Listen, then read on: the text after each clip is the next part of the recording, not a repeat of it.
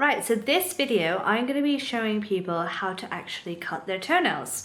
So everyone's got a different shape, totally granted, but the lucky thing for this lovely gentleman here is he does have different shapes going across. So you can see slightly different here. This one's curving over and not completely straight. This one's relatively straight compared to the others. And then you have another one that curves over at the bottom too. So which each and every single one of these, I'm going to show you how much of the nail to cut, what shape to go for, and how easy it is to do at home.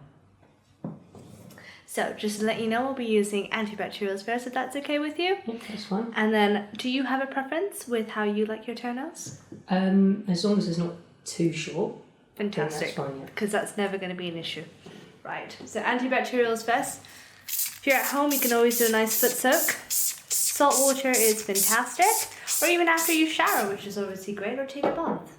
And does that do the same thing as what the spray you've just put on?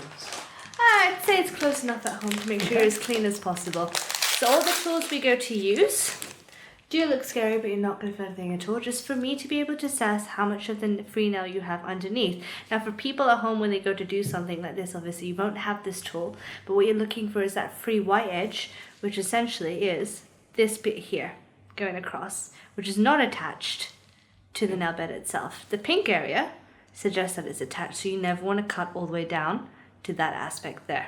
Does that make sense? So I use the white area as a guide when I'm cutting? Absolutely. And you always look at the shape of where the pink is and where the white is in relation.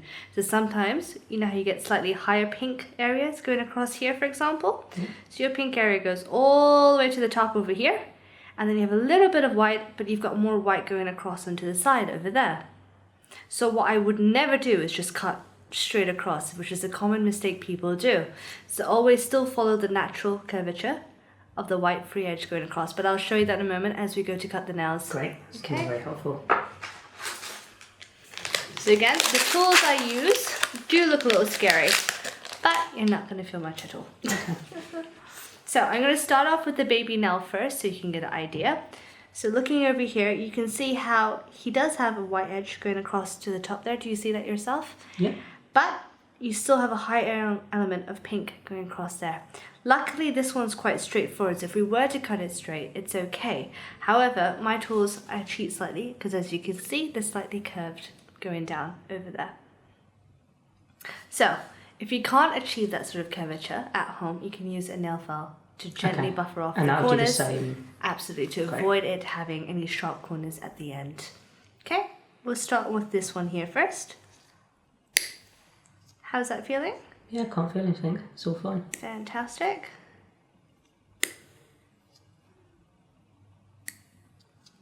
Right, so I wouldn't necessarily go any further than this right here. Because as you can see, we've still left a small amount of white going across, and we haven't approached the pink aspect there. That's good to know, because I wasn't sure which height to cut them at. Good. No, would you normally cut more than this I at would home? probably cut a touch lower than that. Oh wow, okay, no, I would not go any further than that. That's good to know. That's suitable for your nail shape there. Okay, now we're going to move on to this nail here. So you should be able to see the curvature there. Yep. So notice how, I will show you again so you can understand each and every nail. The pink aspect here goes up in this triangle point, and then it comes down going across there. Okay. So you cutting straight across would not be suitable for this nail because of the fact if you cut across, you'll be too close to the pink fleshy part. It would be too short then, wouldn't it? Absolutely. Okay. Perfect. So I'm going to show you how to do this. I'm going to follow the natural curvature again. So I would go. So we've tackled one aspect. Now, very small amount at the top so we don't cut too close to the pink. I'm cheating because I get to use two hands. But when you're at home, please do whatever you find is most comfortable. Okay. So we're cutting going across. It's still a little bit long on this side, which we could just take off a little bit more. Going across there. And small amount there. Okay, so now when we go to look at it, you still have a small amount of free edge going across. It's not too close to the pink. You've got that white edge still, and you've got a nice enough shape to make sure you're not going to have any discomfort. That's good to know. Because with a nail file, normally the nail clippers, they have that curve already, so I've never known whether to follow that curve or what to actually follow to do that. See, so it's good that you're getting to see different things. Now we're going to start off with this one as well. So same principle. Look at the way the pink, this one's a lot more curved than this one here. Okay, so this one will be able to take a little bit more going across at the upper rather than just on the sides. Okay. Okay, same principle again.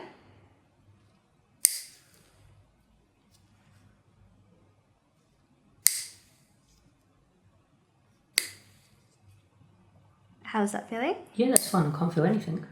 Good. Again, I'm cheating. I get to use both hands. Perks of the job, you get to learn how to do both. I think if you practice at home, you probably get quite good too.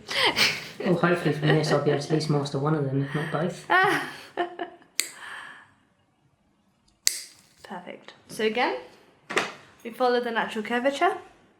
Going across, so we've left a nice free edge. Yep. So you still maintain the shape as if it looks like it's been cut straight, but it hasn't because of the fact you've been able to follow the natural curvature. Right, now, moving on to this one. Now, this toenail of yours is definitely curved going across to the top here. It's a bit of an awkward shape, isn't it? It is. So how do you find cutting this one normally at home? Quite difficult compared to the other ones because of that curve. And again, I don't know how to cut it the right way. Okay, so I'm going to try to show you how to do this. Now, this one's a little difficult compared to the others because there you can see where the pink goes, but the pink part actually goes curving over to this one. So when you go to cut it, it could be quite tough. So if you can see that one going there. Do you see that yourself? Yeah, I can see that. Yeah, fantastic. So we're going to follow this line going across, join up here, and then follow the curvature that goes across onto that side. Okay. So I'm going to start. It looks like your toenail's already been broken. There we go. How's that feeling? Is that comfortable? Yeah, that's fine. When you cut this toenail at home, do you feel any pain? Not really. Okay. But it's the one that I've tried to avoid cutting because I find that when it's curving down, I don't know what to do. Okay.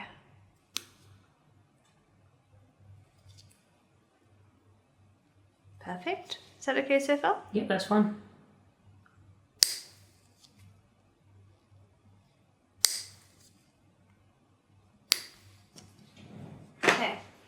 So again, going across on that one there, so you can see we've still left a white edge going across and all the way around. So you're still getting that rounded shape to follow the rest of them. Okay. But again, it's cut in a way that you're not going to be cutting into your pinky flesh. Now for the best one, here we go. The big toe, as you can see over here. And we'll be cutting going across in this similar fashion because the pink stops about here. And it comes across there. Do you play any sports? Yes, I play cricket and football. Okay, and what do you normally wear? It would be normally trainers for both sports. Okay. Or cricket spikes for cricket. And how long do your toenails normally get? Before I cut them? Probably similar length to now.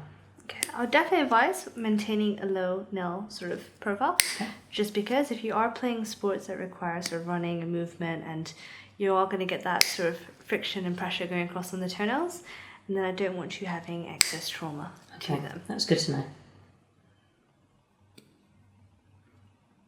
Perfect.